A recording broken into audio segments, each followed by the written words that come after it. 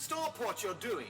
It's time for cheerful history banter with Alex and Abs of the History Tellers. Hooray! Hello ladies and gentlemen, and welcome to another History Tellers Lockdown Chatter. It's myself, Alex, and my colleague Abs once again, and we're going to bring you some interesting history banter over the next, hopefully not quite as long as the previous episode. Yes, it was a bit of an epic, wasn't it, that one? Sorry about that, ladies and gents. It was we just had such fun just chatting away. Right. We didn't realise Got it. carried away. Yeah, it's an hour and a half. I'd like to say thank you to all those people who stuck with it to the end. There were a few, and we had some really nice comments, actually. So lovely, ladies and gents. Thanks very much indeed for that. Hello, Alex. How are you? I'm all right, Mr. Wisdom. How are you? All right. You could turn your sound up a tiny bit, I think, Al, just a wee bit. All right. Well, I will do that, or I'll try anyway. And we will look about getting some interesting history stuff on the go. That's much better. There you go. Well, there you go. I thought you were a little bit quiet there, matey. What sort of a week have you had, Alex? Well, to be honest, I stayed in most of the week. I didn't. The weather wasn't as good. Yeah. So, where did I go, Mr. Burnham? Well, that's interesting. Tell us where you've been. I had a test for COVID-19. And it was not because workshop coat-wearing, hat-wearing historians are critical essential workers. For various medical reasons, I got flagged up as a potential person of interest to the NHS. And I have to say, the Army did an amazing job of taking my my test, which came back negative, I'll be pleased to add. So it made me wonder about how many times the armies of the world have been used for jobs other than sort of fighting. And I was thinking about the Berlin airlift and dropping food and stuff like that. And I was thinking about all the times, and I was wondering what the first time an army got used for a humanitarian job was. And I wonder when that was. I don't actually have an answer to that one, ladies and gents. Do you want to know my guess? Go on then.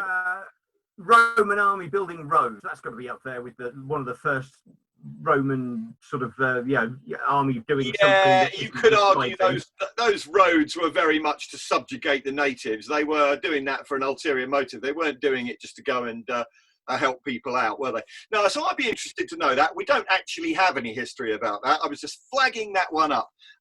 So what else have we got, Mr. Burnham? What have we got this week on History Tellers Lockdown Chit Chat? Well, we've got some interesting stories, and then towards the end, we've got a special guest coming on. We do. But I thought, have guests, yes. Yeah. We thought we'd start with a little bit of this week in history type. So who's going to go first on this one? You go first, Mr. B. All right. Okay. So when we're recording this, it's early May. So on the 2nd of May, a very interesting sort of thing is founded. It is the date of the first newspaper report of the Loch Ness Monster. Good Lord alive. So the first Loch Ness Monster newspaper report was on this day, May the 2nd, 1933, and it was in the Inverness Courier newspaper. And I have a picture here of, well, Loch Ness, because there is no picture of a monster, is there? There's a picture of an Wellington boot, isn't there? Yeah, or whatever, yeah. Exactly. So, yeah, the first picture, nobody really knows where that first account came from. Apparently, two sightseers to the area reported seeing a large creature that was rolling and splashing on the surface of the loch, and this got dubbed the monster by the Inverness Courier. And the London newspapers picked it up, and it sort of went from there. And there's all sorts of theories as to how this has come about, but we don't know. Do you know what? I reckon in the last 6 weeks, the monster has been up every day. It's been kind of like sunning itself, but there's just been no one to see it, really. So all the holiday makers have disappeared. Very good. The Loch Ness Monster, the first photograph or first sort of report? First newspaper report. So the first report in print. Very good. Can I do my one? Go. 75 years ago today in Austria, a man on a bicycle, a US soldier on a bicycle, is just sort of like trundling his way along, and he gets stopped by a man, and that man says, "Hello, my name is," I've got this written here, it's a great story, "My name is Magnus von Braun.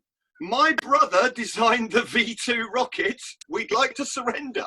Yep, and there's the man. There is Werner von Braun, the father of spaceflight, and the man who arguably put Neil Armstrong and Buzz Aldrin on the moon. And so 75 years ago today, von Braun absolutely calculating what he was going to do, because he'd been working on an escape plan since January 1945. Him and some members of his team and his brother declared themselves to the Americans because they wanted to get captured by the Americans. So that happened 75 years ago today, and the Americans could not believe their luck that they had captured the top prize, because they really wanted von Braun for all of that V2 technology. So yeah, 75 years ago, Werner von Braun starts the first tentative steps towards the moon. And this week, by the way, did you see that Elon Musk and Jeff Bezos were selected as the finalists to build the new American moon lander? And, Interesting. and Elon Musk's rocket goes right back to the earliest days of rocketry. It's straight out of Tintin. It lands on the moon, and the astronauts come out of a little hatch, and they come all the way down the side of the rocket. It doesn't even have Tintin-esque legs or fins. The whole rocket just sits on the moon like some strange kind of thing you'd buy from Ann Summers, to be quite honest. It looks a bit ridiculous. Fair enough. And I kind of hope that Jeff Bezos wins, to be quite honest, because his at least looks like it has a nod to what happened in Apollo. And I don't like Elon Musk, but that's another story. Moving on. Fair enough. I've got one from a couple of days ago, sort of this week in history. So the 28th of April, 1947. Oh, yeah. A man called Thor Heyerdahl sets off on a balsa wood raft called Kon-Tiki to recreate the sailing of the ancient South Americans to Polynesia. Yeah. And here's a wonderful picture of the Kon-Tiki raft made of wood that absorbs water, which I think is very brave. And it's an amazing story, all written down in an amazing book. So if anybody does want an epic sort of good old ripping yarn style adventure story, Thor Heyerdahl's Kon-Tiki expedition, I can highly recommend it. And that happened 1947. Very good. I thought it was much, much later than that. So I'm very surprised it was, that close to the end of the war. What nationality was Thor Heyerdahl? Do we know? Scandinavian of some description, I think. Yeah, I suppose the orbit. Yeah. Oh, how interesting. Oh, very, very good indeed. So, Mr. B, have you got a History Teller's story for us this week? I do have a History Teller's story, but I'm going to skip it until we've done some quiz questions. Ah, yes, of course, our quiz, ladies and gentlemen. I completely forgot, and thank you, Alex, for reminding me we do have a script, which I'd obviously completely forgotten.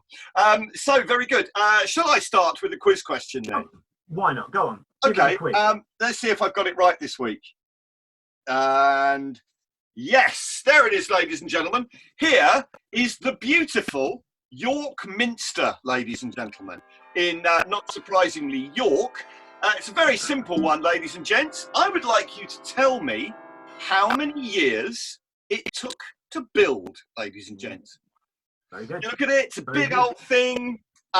We know that they could just throw people at these jobs. We know, we were talking last week about the wonderful castle in France that's being built, and that hasn't taken that long to sort of really spring up. So here is York Minster. Tell us, how long do you think it took to build? Excellent stuff. Right, my first question. We all know King Henry VIII, do we not? Yo ho ho. Oh, that's pirates, isn't it? We all know King Henry VIII, but who can tell me the name of his older brother? Who was King Henry's older brother? Yeah, I do know that one actually. But very good. Yeah, I do know that one. Well, quiet. Yeah, I'll keep stum on that. Okay, I've got a second question on this one, and it is, where's this? Looks like a shelled landscape in Flanders. I'd just like to tell you to tell me where all these craters are. That's my second question. Mr. Burnham, what about you? Have you got a question for me? I do, and it's a similar one to your York Minster. It's I want a number. I want the number of people who took part in the charge of the Light Brigade. Well, the actual numbers of the actual troops. People on horses. How many people on horses charged in the charge of the Light Brigade? Well, that is a good one, because you've got to give people a little bit of leeway on that. Isn't there a massive clue though? Because there's a big poem about it. Well, or, is the poem not accurate? That's the question. Well, we'll find out at the end of the programme. Absolutely. Well, ladies and gentlemen, we are going to race through today a little bit, because we are aware we did chat on a lot last week. So I think we're going to go to a break now. When we're back, we're going to have our first story. So we're going to go to a break. Alex, I can't even speak. Do the break handover, would you? Just stay there. We'll be back in a minute. History Tellers Lockdown Chit Chat. We're back, ladies and gents. This is Alex and Abs on our second lockdown chit chat, and we're just doing a couple of stories tonight. And Alex, I believe you've got a story for us. Hit me. I do have a little story for us, and when I read this, it sort of struck me that it was quite similar in feel to the story we do about little Jeffrey Hudson. Oh yeah. And it is different, but it had a very similar sort of angle. And I think the moral of this story is, isn't it good we're not like that anymore? But you'll figure what that's sort of all about. I want to tell you the story of a man called Otto Benga. Now, this is Otto Benga. Okay. He was a pygmy from the Congo in Africa. And in the early part of the 20th century, America wanted to have a world fair, similar to how we've had in the past, sort of the great exhibitions and stuff like that. And so they were putting on this world fair, which would have demonstrations of technology and all sorts. And one thing they wanted was a sort of an area that showed peoples of the world. And so they went off around the world and brought back various different people to represent what life is like in other areas. Yeah.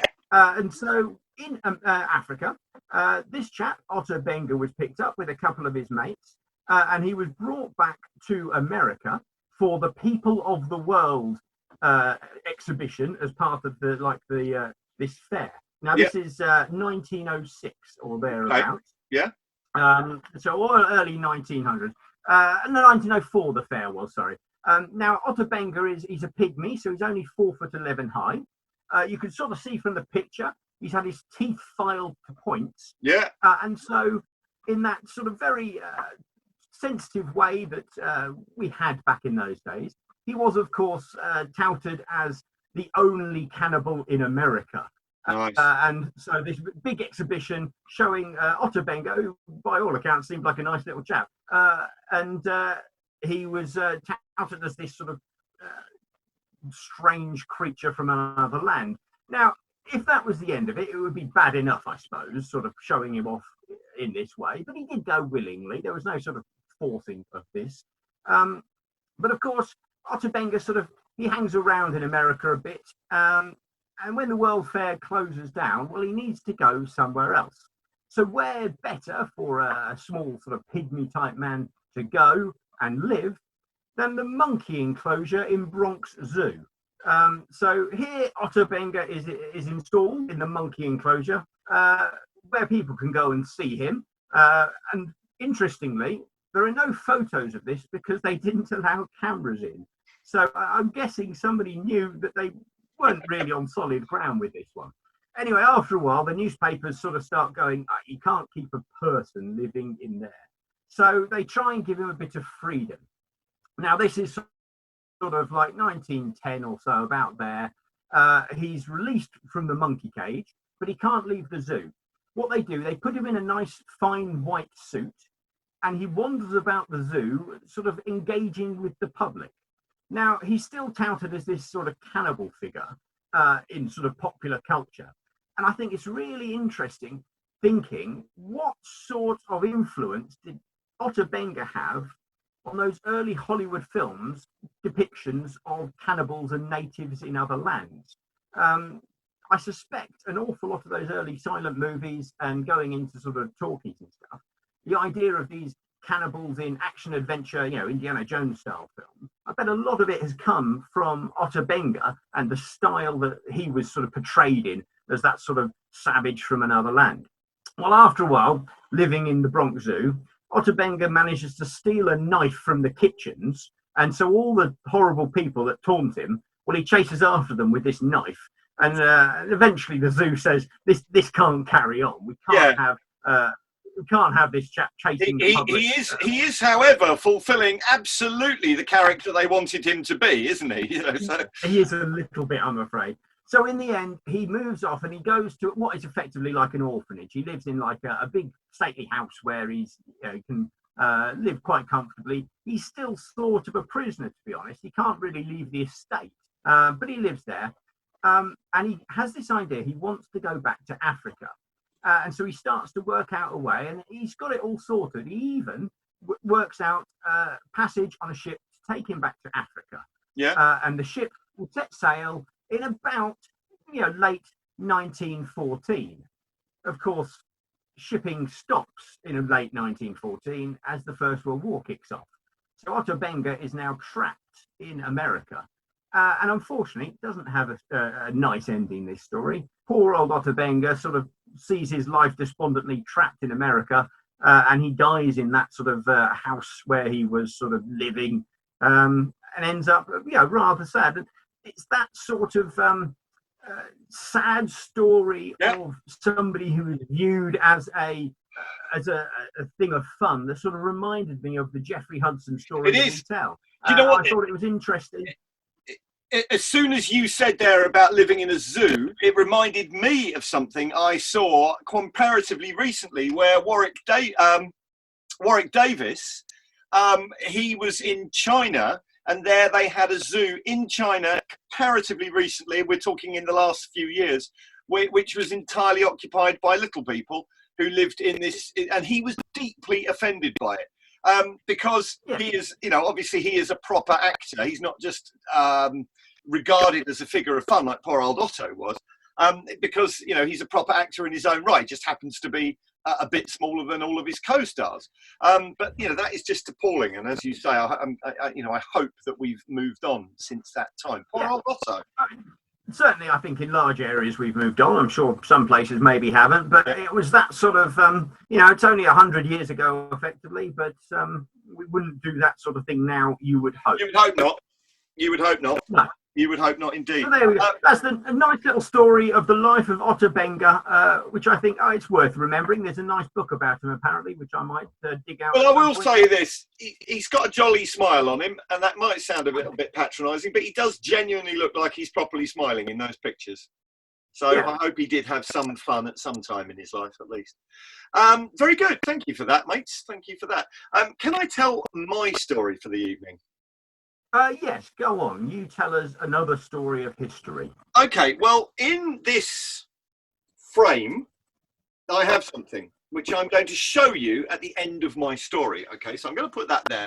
And I'm going to take us to the early 20th century. It is, in fact, 1916. It's the afternoon of the 2nd of September 1916, and 16 airships, 12 naval and 4 army airships of the German imperial forces take off with the intention of bombing London. So, you know, as you know, because we've done this in a show, airships at that period, they could outmaneuver the aircraft that we could put up there. They could climb very fast, and they were absolutely the terror weapons of World War One. And also, ladies and gents, you know, don't forget that in 1916, when the Zeppelin attack started happening, this was the first time people had been bombed in their own homes. So you can imagine that London and the home counties were absolutely terrified of these Zeps, as they were called. Well, on board these 16 Zeppelins, 32 tons of bombs. And one of these Zeppelins, I'm calling it a Zeppelin, but in fact it was what's called a Schutterlanz, because it was made by the Schutterlanz Company of Leipzig, not the Zeppelin Company, but we just generically call them Zeppelins. On board was a captain of the Zeppelin fleet who knew his stuff. He knew his stuff, did William Schramm, that was his name, Captain William Schramm. He knew his stuff because he lived in London until he was 15 years old, because his dad worked for Siemens. So he knew London like the back of his hand, and was a combat-ready, combat-trained veteran Zeppelin commander. So at about about 11 o'clock, the home defence squadrons of British aircraft were put on standby and made ready to take off. So what sort of aircraft are you gonna want to intercept a Zeppelin? What sort of qualities would you want, do you think, Alex? Oh, you'd want something that was fast, could climb well, could maneuver quickly, had lots of weapons. Yeah, wouldn't you just? Unfortunately, we are using the BE-2. Now, the BE-2 that we are using, that's a Zeppelin, or a Schutterlanz, by the way. And there's another one. A dirigible airship. Well, it's got a rigid frame inside it, let's not forget. More of that a bit later on. You know, you're going to want something that can climb, as you say, that's got a bit of power about it. But actually, what we've got, next picture after that one, what we've got is the BE-2, the BE-2C. And the BE-2C is that aircraft there. So that's, I'm sure, familiar to you, Al. We've talked about these quite a lot. So the BE-2 aircraft, it's quite slow. It's a two-seater. It's used a lot for observation over the Western Front. But at that airfield at Sutton Farm, it on board has got this man here, who's 21 years old, and his name is Leif Robinson, William Leif Robinson. Now, Leif Robinson he's equipped his aircraft himself. And if we go and look at that aircraft again, you can see just here, it's got a Lewis gun facing on a pivot just over the top wing. We were talking about mounting of guns last week, and this is the earliest kind of mounting of an aircraft gun on this aircraft here. Now, I can hear the public saying, why isn't he shooting in the direction of travel through his propeller blades? Well, we haven't got that technology at this time. Don't forget that. The Germans have got that technology. We haven't. So as a result, he has mounted this Lewis gun with the drum mounting on top, so he can shoot in lots of different directions as long as he misses his wing and his propeller. Anyway, he takes off with 2.5 hours fuel on board and 3 drums of Brock and Pomeroy ammunition. Now, Brock and Pomeroy ammunition is a very cleverly made ammunition, which will explode on contact with cloth. Pretty clever stuff. Now, I just want to tell you a little bit about Mr. Pomeroy, who came up with this. He was born in 1873, sorry. And John Pomeroy was a New Zealander. He was a brilliant young engineer, was John Pomeroy. At the age of 12 in New Zealand, he was offered £50 to design a clothesline that wouldn't blow over, which he then duly did. He designed painless rabbit traps, he designed all kinds of stuff, but he has designed the Pomeroy ammunition. It's 303 caliber, and it's very cleverly done. It's got dynamite inside the head of the bullet, and it's got nitroglycerine. And when the bullet is shot from the gun, the Lewis gun, in the case of Leif Robinson's aircraft, the contents of the bullet, they separate out, and the nitroglycerine goes to the front of the bullet because of the inertia as it leaves the barrel. when it strikes something, even if it's cloth, which is of course what these airships are made from, the stopping power of that cloth, because the bullet is traveling at sort of supersonic speed, as it meets that cloth, the nitroglycerine ignites and sets fire, or ignites the explosive power of the dynamite held in the rest of the bullet, and at that point the bullet explodes with enough penetrative power, hopefully, to blow a hole in the gas bag full of hydrogen, of course, and hopefully set it aflame. That is very unstable. Is nitroglycerin? Yeah, but do you know what? So I can believe that. Yeah, it's a very clever design. So that's Pomeroy.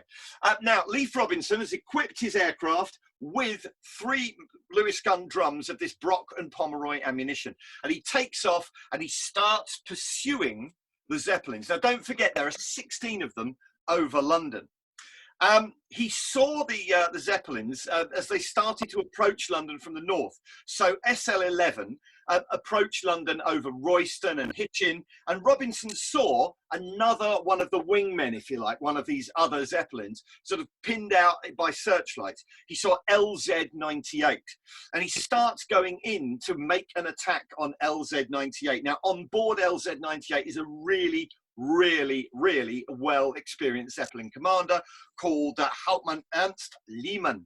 And as soon as Lehmann saw the aircraft coming in towards him, he just released ballast and just climbed out of the battle area. He'd also dropped some bombs by that point, so he was a lot lighter. And Robinson just lost him as this Zeppelin just climbed well outside of the ability of the BE-2 and instantly vanished into the higher cloud. Now, don't forget, it's now the 1 o'clock in the morning, so Robinson's obviously in the dark, flying this slow-moving biplane, trying to find these targets. And, of course, there are searchlights trying to zero in on these things. Now, Robinson was outpaced completely by this Zeppelin, completely. And he was already beginning to run out of fuel by this point. His fuel gauge was running a lot lower than it had been at the beginning of the flight, obviously. So he then saw some fires breaking out on the ground.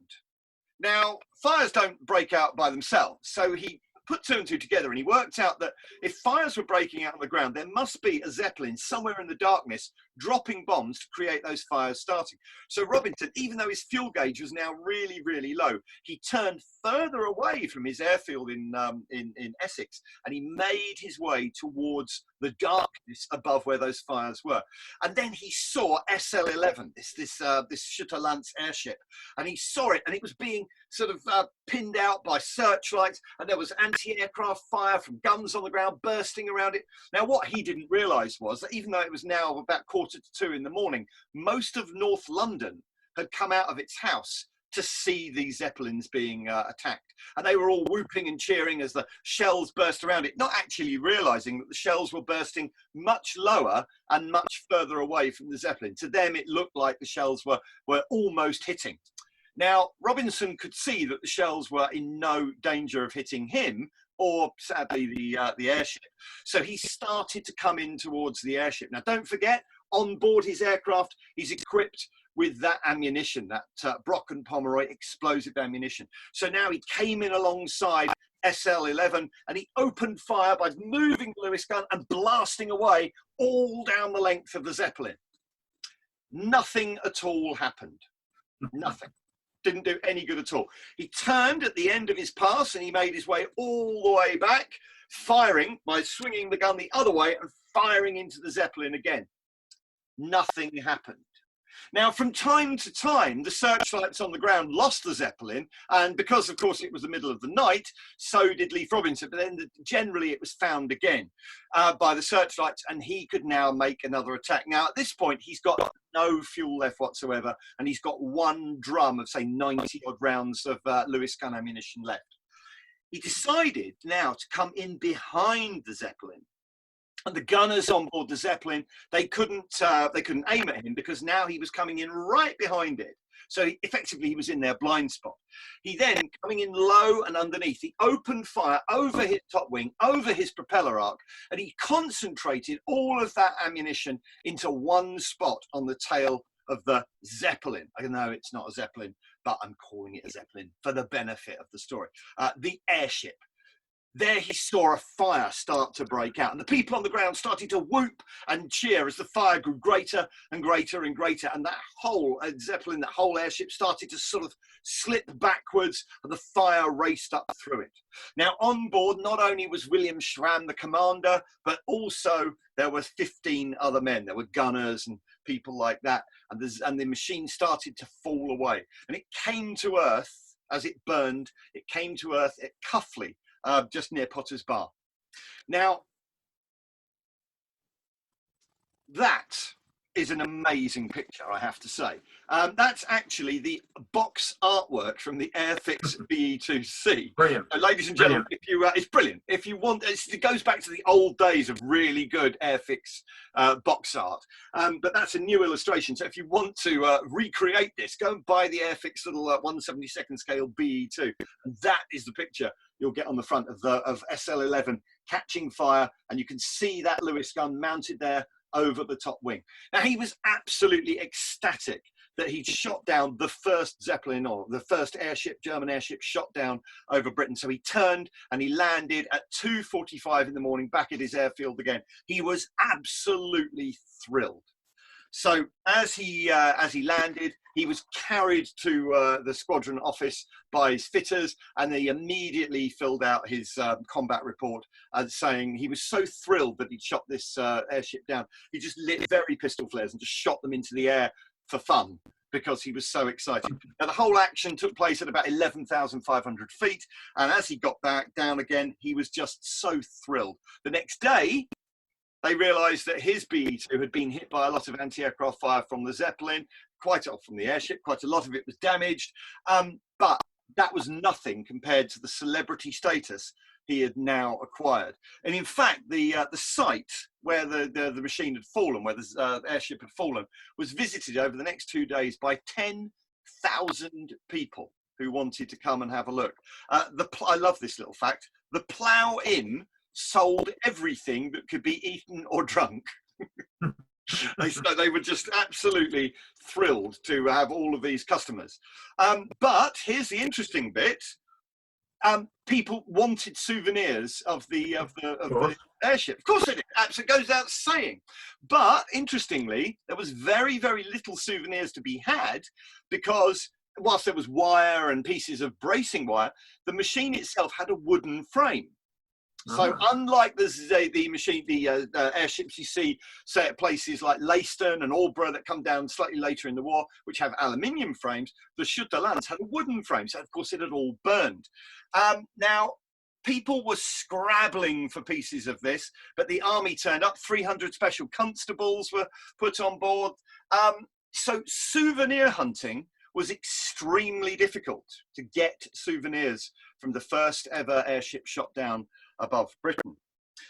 Now, Robinson starts receiving money from the public, and he suddenly becomes, from a sort of Royal Flying Corps pilot, he becomes an incredibly wealthy man, and he's got £3,500 given to him in 1960. I know, what a stack of money. He is mobbed as a big celebrity. Young actresses from the West End ask for introductions to him.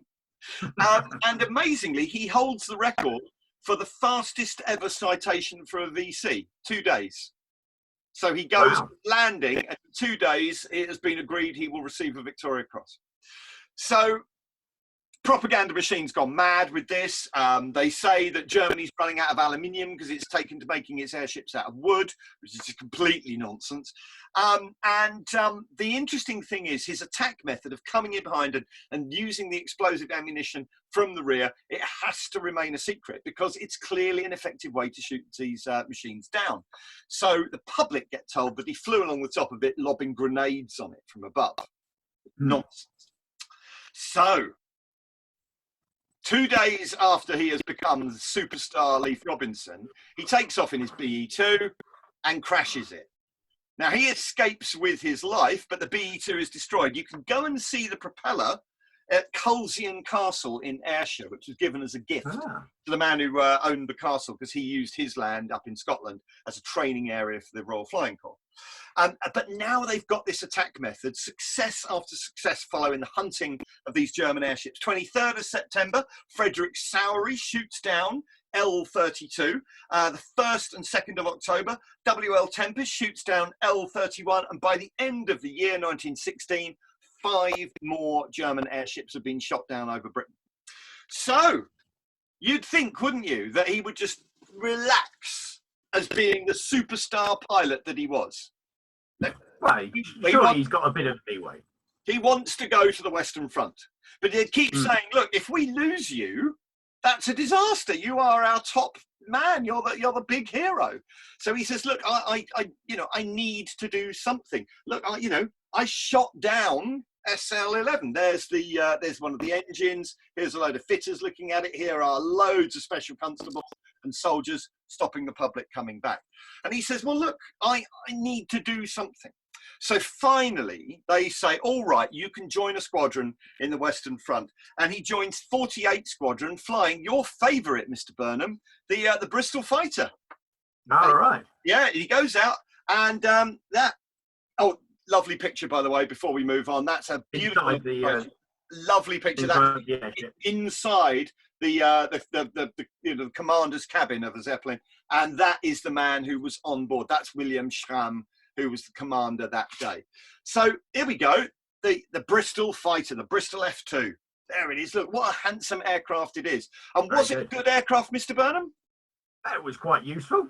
It was. Unless you were Leif Robinson on your first ever patrol in one, when you get shot down by Albatross 3s, commanded by who would be the person to shoot you down? Oh, not the Red Baron. The Red Baron, yeah, absolutely. No. Yeah, the Red Baron shoots him down. Actually, it's not the Red Baron. He's actually shot down by a guy called Weissfeldwebel Sebastian Festner, who shoots him down. He's a bit of an ace as well. One of the Baron's troop, is he? Yeah. He's one of the Baron's in the fight. The Baron is in the fight in his Albatross 3. But he gets shot down with his observer, and they come down behind enemy lines. For 2 months, everybody thinks he's dead. But then word gets through that he's a prisoner of war in Poland. So now he is stuck in a prisoner of war camp where, of course, Leif Robinson makes several escape attempts. But Poland is a long way away from Britain, I have to say. It's a really, really grim place. Obviously, when he escapes, he gets put in solitary confinement, and he gets of increasingly poorer and poorer health. Finally, he is repatriated in December 1980, a month after hostilities finish, and he is repatriated back to his family and friends. But it doesn't last, Mr. Burnham. Because you know what's going to happen. He dies on New Year's Eve, 1918, going into 1919. Now, what does he die of in 1918? Oh, it's not the Spanish flu, is it? The Spanish flu. So there is a man who fought airships, there is a man who tried to escape, and he is beaten by something as tiny as the influenza bug. So that is a bit current as well. That was the end of Leif Robinson, and there is his grave in Britain. And when he had his funeral, thousands of people came out to see his funeral, and the RAF did a fly past. Brilliant. Fly past in 1918, yeah. And they drop a wreath as they do a fly past for their RAF hero. Now, well, that was common during the war, wasn't it, to drop it on the other side? Yeah, no, but I'm wondering whether that's the first organised fly past, to be honest, of official capacity. What aircraft did they fly past with? Well, again, that would be a good one. One would hope it was something as sexy as a Sopwith Salamander or something like that by that point. Maybe one of the things we looked at last week, the Sopwith Dolphin or the Bobber Link or whatever. I would hope it was more attractive than them, to be honest. Now, a little bit of a sub-story, very, very quickly. Name me another person who, according to potentially Duff history, dies just after a Zeppelin raid, but not by a Zeppelin bomb. Oh, I don't know. W.G. Grace dies of a stroke and a heart attack, and allegedly, according to Duff history, W.G. Grace, the famous cricketer, was out shaking his fist at Zeppelins and went in because he hated Zeppelins so much, allegedly, and then had a stroke and died. Now, you may say, why is this story so important to me? And it's because of my little thing here. Because remember what I said about souvenir hunters not being allowed on site? Yeah. Here, ladies and gents, are my pieces of SL11. And if you look at that, got a great picture. I'm reflected in that. Yep. Can you see the text there, Mr. B? Not very well. Can you put a nice big screenshot of it up afterwards, please? I will. I'll read it to you. It says, parts of the envelope, ? Of the Zeppelin which fell at Cuffley, 3 miles from, and then it looks like Little Eaton. But I'll just show you that. We've got pieces of felt, just here. We've got pieces of grey rubberized covering and a piece of cotton covering here, all in a grey colour. So they are absolutely the real deal. I know they're not fake because that writing there is just so period. And that's all done on a little bit of old period-looking cardboard. And here is a postcard, and it's a picture of the falling Zeppelin that's been pinned out by the searchlights there. And those are mine. Those are of some little things I absolutely treasure. So that is my story of a full-on Royal Air Force hero, or Royal Flying Corps and then Royal Air Force, who sadly perished, but was the first man to bring down a Zeppelin over Britain, or an airship over Britain. So there you have it, ladies and gentlemen. That is very good story. Very good. Excellent. Well, there we go. 2 excellent history tellers' stories. And in a moment, we are going to bring in our special guest for this special episode. guest. So I think we'll go and find him, and we'll come back in a moment with our extra special guest. So see you in a moment, folks. See you in a moment, ladies and gents. History Chat with Abs and Alex. So, ladies and gents, we are back, and it's not just me and Alex anymore, for we are joined by our good friend, Mr. Mark Griffin of Griffin Historical. Hello, Mr. Griffin. Hello there, matey boy. How are you there, sir? I am extremely well. I am very proud and privileged to be on your wonderful channel this evening. Well, ladies and gents, for those of you who don't know, Alex and we've known Griff for quite a while. Griff is, I'm going to say, the premier provider of historical events in probably Europe, I would say, if not the world, ladies and gents. Yeah. And you've got, a vast catalogue, a library of work that you have done, and I'm sure we'll do in the future. So how's your week been, Griff? What have you been doing? Well, this week has been mostly doing some research about some Viking stories. I've been cataloguing some armour. I've been making some jousting lances. Why? We're not doing any jousting for a while, yeah, but they still need making. You were involved in the big jousting job, the recreation of the Field of the Cloth of Gold, weren't you, for Hampton Court Palace? It would have been a 500th anniversary event, but sadly, like so many events, it went by the by. Tell us a little bit about what you were going to be doing there. Well, it wasn't going to be a recreation of the Field of Gold, which obviously everybody knows is the biggest party Henry VIII ever had, and probably anybody else ever had, apart from the Shah of Iran in the 1970s. That's another story. But no, we would have had about 12 different jousters over from all around Europe. We were going to have about 14, 15, 16 or so horses on site.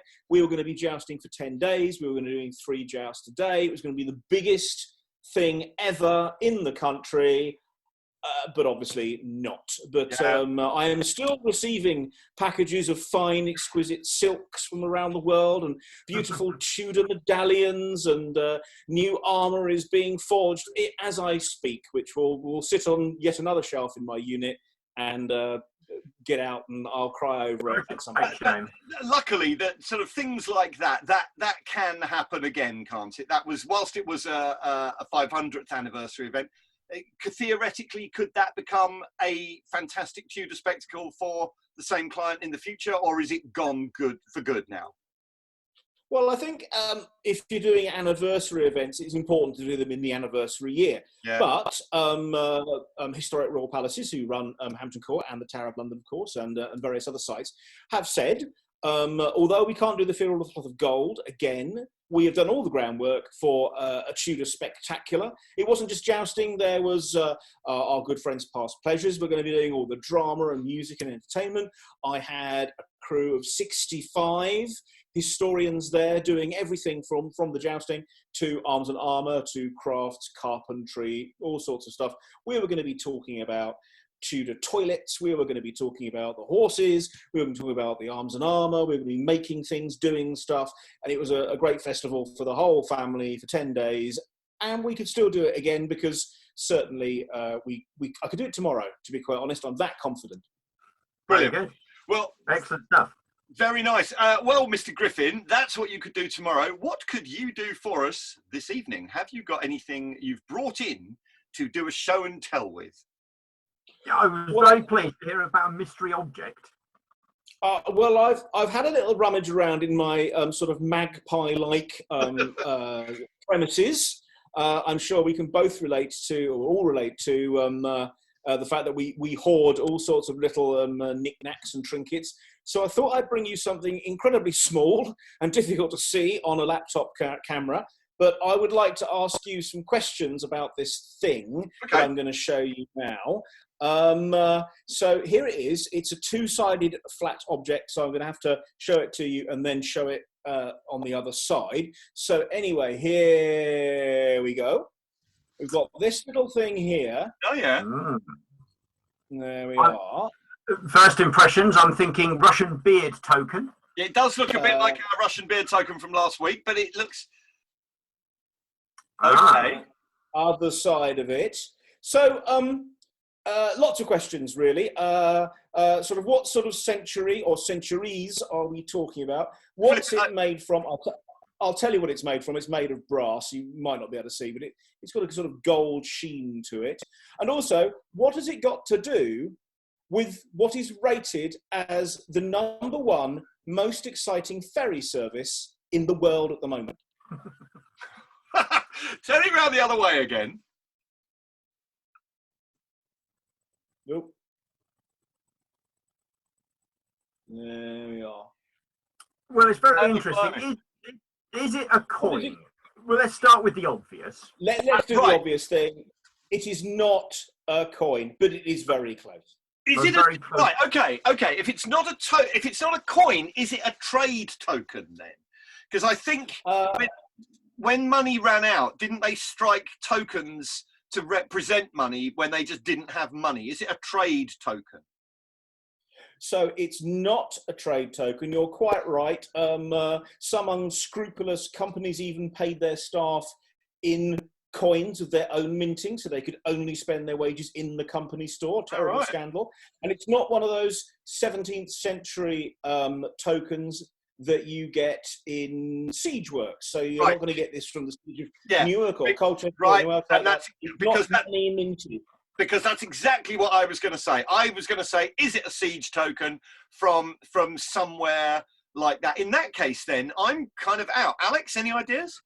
Is it like a commemorative thing, like you'd get a commemorative coin? We've seen some wonderful examples of commemorative coins on eBay recently. Which oh my God, yes, haven't we just? But is it that sort of to mark an occasion? Not this one, but they did become that as a secondary thing. So these were produced sometimes to commemorate something that had happened. I've just seen one that was was struck in the 1590s in Holland to commemorate the destruction of the Spanish Armada, the Dutch not being big fans of the Spanish at the time. But it wasn't actually a commemorative coin. It was used for something else. So what on earth? It's also got a connection with pebbles on the beach, by the way. Right, I'm lost completely then. I think I'm lost as well, to be honest. You might have to spill the beans on that one, old man. Right. So this is a jeton. That's a European term for it, or the French call it a jeton, and in German, jeton. We call them casting counters in this country. They come around in the 13th century, and but sometimes they were even still being used in the 19th century, but they're sort of died out by the time Arabic numerals are really taking effect, and everybody's got pen and paper and stuff. But this is what you are using to cast your accounts. This is for an exchequer or for somebody who is an accountant, and he's going to be using it on a table or, in fact, a cloth. In England, we have an office of the Crown called the Board of the Green Cloth, or the Room of the Green Cloth. There is still that room at Hampton Court, where you would cast your accounts. So you'd have very much like a flat level abacus, although you can do a little bit more with these than you can with an abacus sometimes. Oh, by the way, does anybody know where the abacus comes from? That's an extra. No. Where does the abacus start? That's Arabian, isn't it? The abacus? Very important historical answer. We don't know. Oh, really? Right. I'm always keen to say we don't know, and we don't know. So possibly Arabia, possibly China, we don't know. Anyway, back to this chat here. This is actually a German one, and it's from the start of the 16th century. And so you would have, as an accountant, thousands of these. The Czech royal family in the start of the 16th century bought 2,500 of these a year. And their accountants would be moving them around the board. I'll send you a picture and you can put that up. Yep. And you can use it for your quite complicated stuff, really. You can do, obviously addition, subtraction, but also long division and all sorts of other stuff with it as well. So presumably then you get ones of different value then, do you? No. It is just a coin. It is a place. It is a place it's like a bead on an abacus. Yeah. Where you put it in the table is how it gets its value. But as soon as it comes off the table, it can be reused for anything at all. That's very interesting. It's very similar. My wife, as a reception teacher in school, has been basically using those for home learning over the internet with her class. Counting tokens still used basically to teach how to count. Basic maths is still done in the same way. Yeah, and it was done. They start off in the 13th century, and they really hit their zenith in the 16th and the 17th century, and then they start dying out. And there are still some rural accountants apparently still using them in Novgorod and various other, far-flung places in Russia or wherever in the 19th century. That doesn't mean to say that they can't use pen and paper. It's that they're used to using it. And if you're good with them, you're really fast. I once heard, it's sort of a slight tangent, but in Africa, they had a standard set of weights for things. And instead of having weights like we would today, where we had a kilogram and grams and things like that you'd use on scales, they had D-cell batteries, and they measured rice in the nut, because D-cell batteries all weighed the same wherever you go, and they would use D-cell batteries as the currency of weight. So if you went out, you would buy 10 batteries worth of rice. And that's how they would weigh it off. And it's a similar process. Well, in some respects, it's using something for something else. Well, it's blooming fascinating stuff, Griff. That's very good. Great.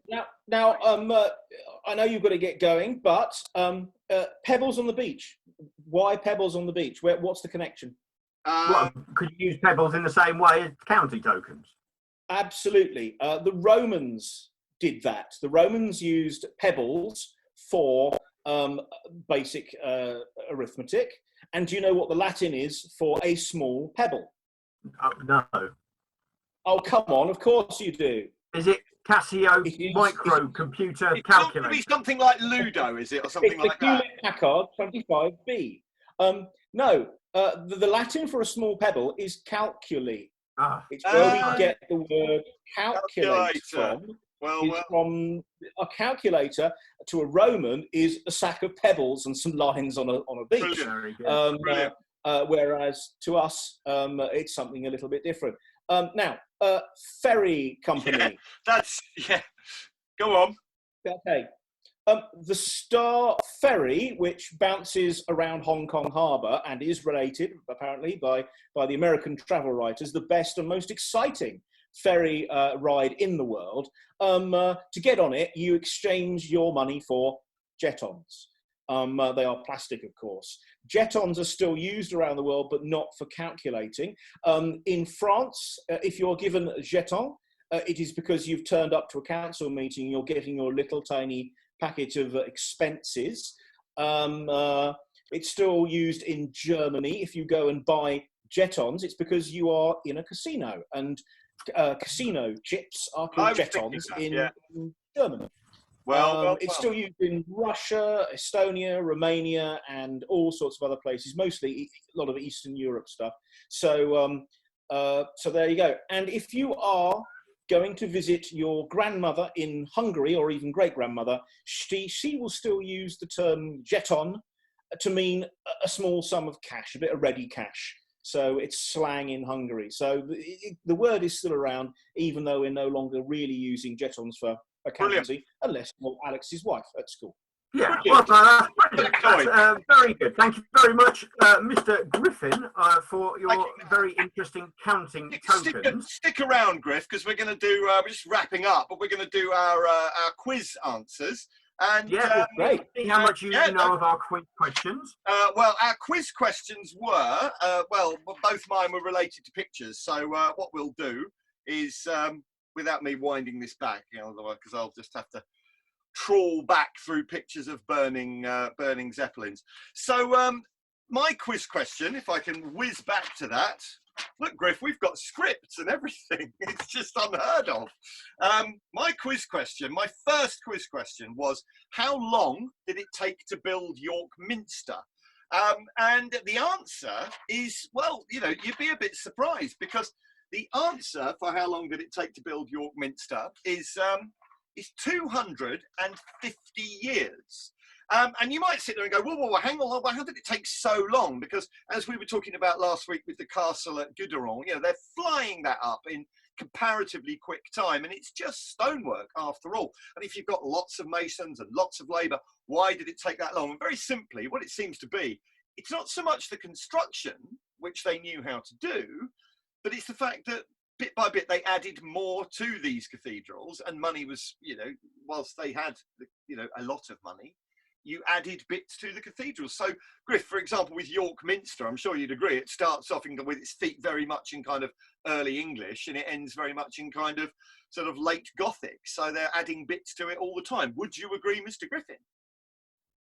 Oh, totally, yes. I mean, Guédelon's interesting. It was they thought they'd take between 25 and 27 years, and they're on schedule for 22. So they've done a jolly good job.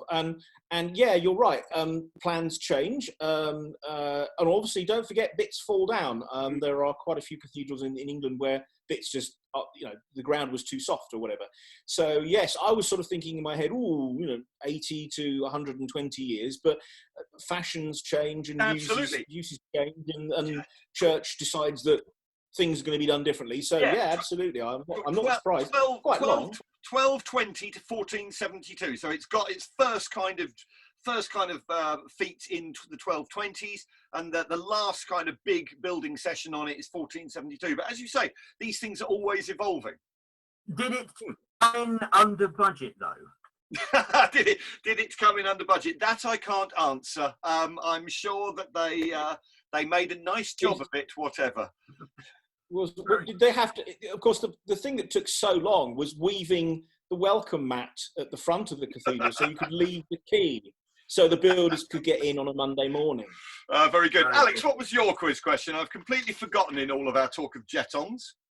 My quiz question, I'm pretty sure Griff will know the answer to. You have heard, Mr. Griffin, of King Henry VIII, I am sure.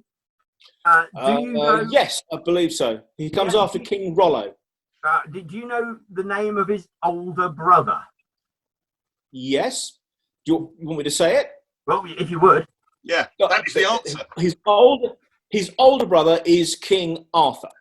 Yes, sorry, not King Arthur. He never gets to be king, does he? Because, interestingly, he dies, obviously, to let his younger brother be king, but he dies of a mysterious sort of viral flu-type thing that was going around the country at the time. What? That nobody really knows about.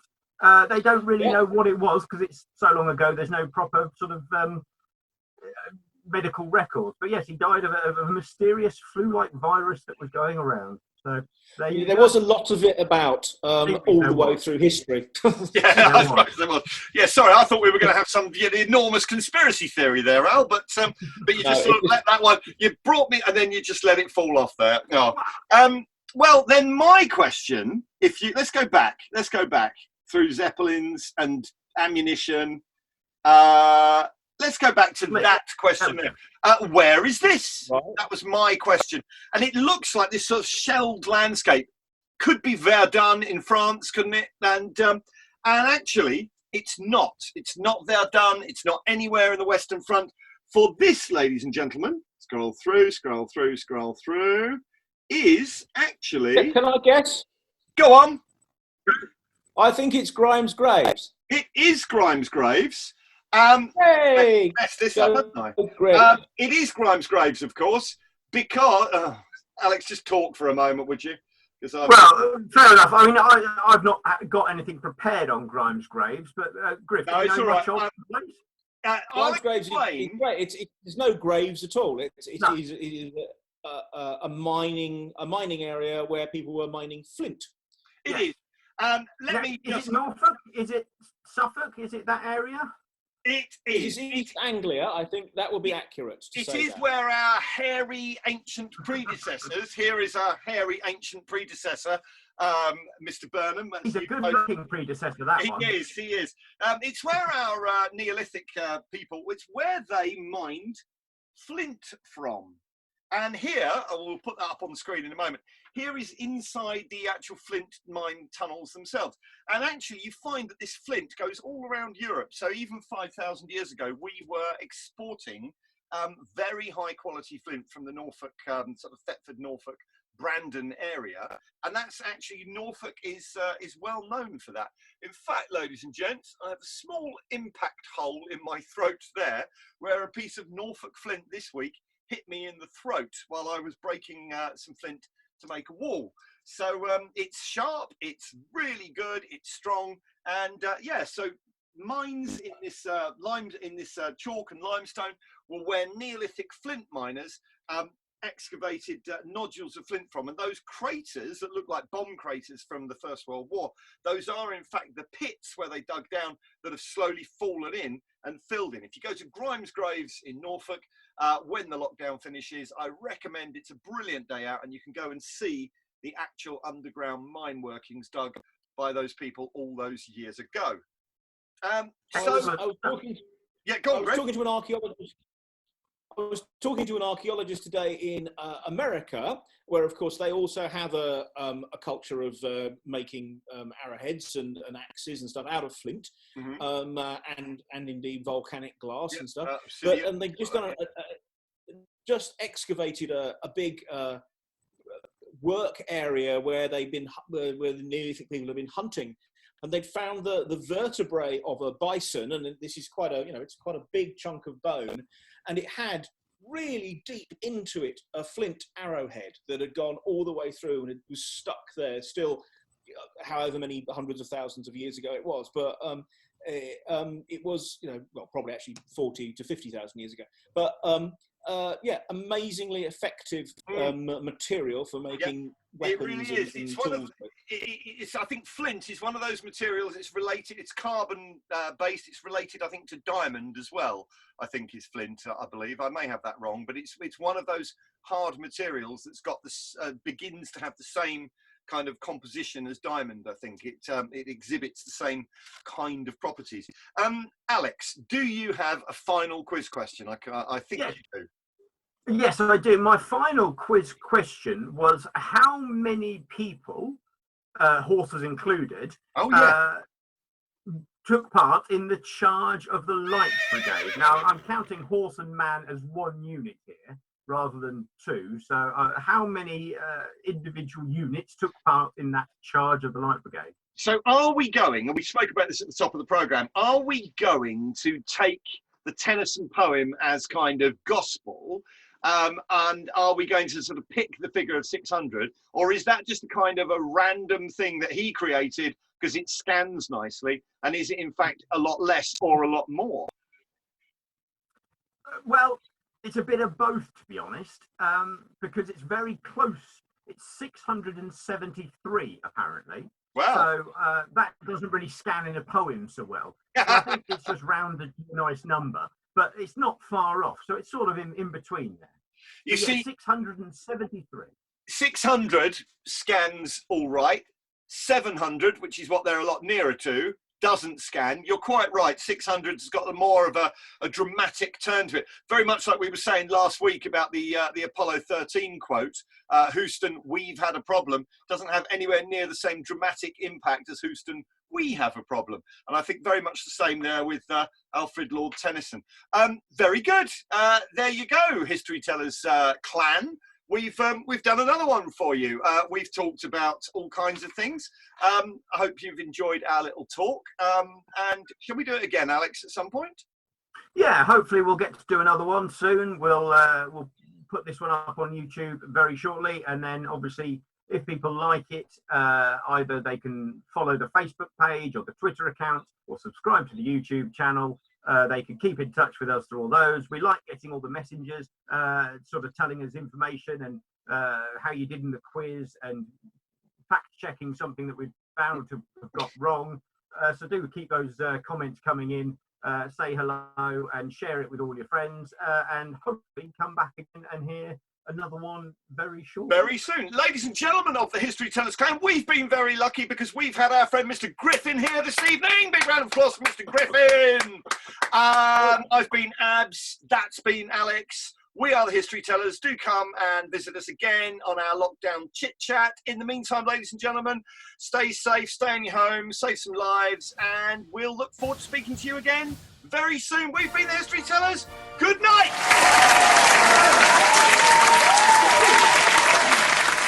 So don't forget to share this video, like the History Tellers Facebook page, and subscribe to our YouTube channel to hear more History Tellers conversations in the coming weeks.